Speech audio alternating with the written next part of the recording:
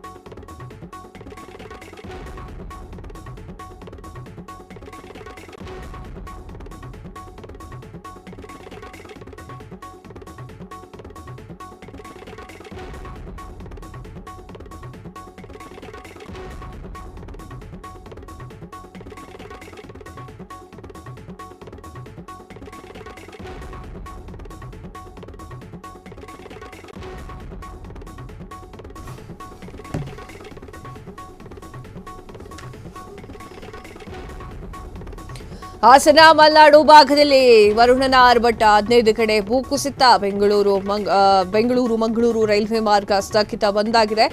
ಭಾರೀ ಮಳೆಯಿಂದಾಗಿ 7 ಕಿಲೋಮೀಟರ್ ವ್ಯಾಪ್ತಿಯಲ್ಲಿ 15 ಕಡೆ ಭೂಕುಸಿತ. ಸಕಲೇಶಪುರದ ಎಡಕುಮೇರಿ ಸಮೀಪ ರೈಲ್ವೆ ಹಳಿ ಮೇಲೆ ಮಣ್ಣು ಕುಸಿತ.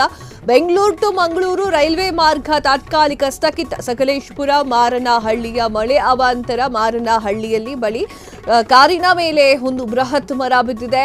ಮಳೆ ನಡುವೆಯೂ ಕೂಡ ಕಾರ್ನಲ್ಲಿದ್ದವರು ಸುರಕ್ಷಿತ ಮಾಡಿರುವಂತಹ ಪೊಲೀಸರು. ರಾಷ್ಟ್ರೀಯ ಹೆದ್ದಾರಿ 75ರಲ್ಲಿ ಭೂಕುಸಿತ, ಮರ ಗಿಡಗಳ ಸಮೇತ ರಸ್ತೆಗೆ ಬಂದ್ ಆಗಿದೆ, ಮಣ್ಣು ಹೋಗಿದೆ.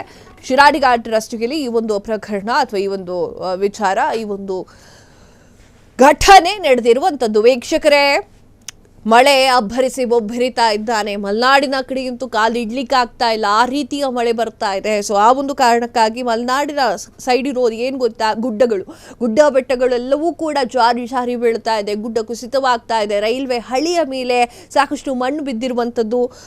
7 ಕಿಲೋಮೀಟರ್ ವ್ಯಾಪ್ತಿಯ 15 ಕಡೆ ಭೂಕುಸಿತವಾಗಿದೆ. ಕರ್ನಾಟಕದಲ್ಲಿ ಈ ರೀತಿಯಾದರೆ ಕಾಶ್ಮೀರದ ಕಡೆಯಲ್ಲಿ ನಡೆದಿರುವಂತಹ ಘಟನೆಯ ಬಗ್ಗೆ ನಾನು ವಿವರಣೆಯನ್ನು ನೀಡಬೇಕು ಅಂತೇನಿಲ್ಲ.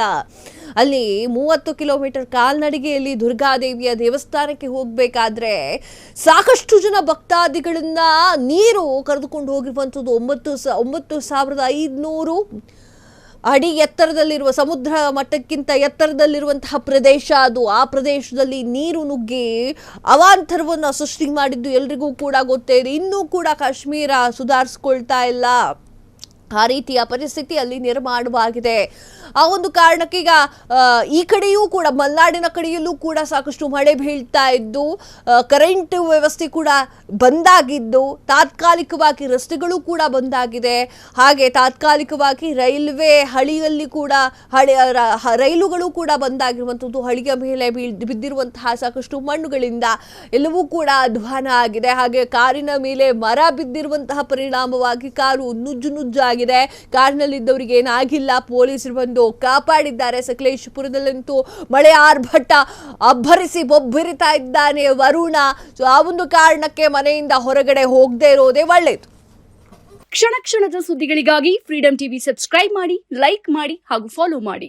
ಹೊಸ ಸುದ್ದಿಗಳ ನೋಟಿಫಿಕೇಶನ್ಗಾಗಿ ಬೆಲ್ ಐಕಾನ್ ಮೇಲೆ ಕ್ಲಿಕ್ ಮಾಡಿ.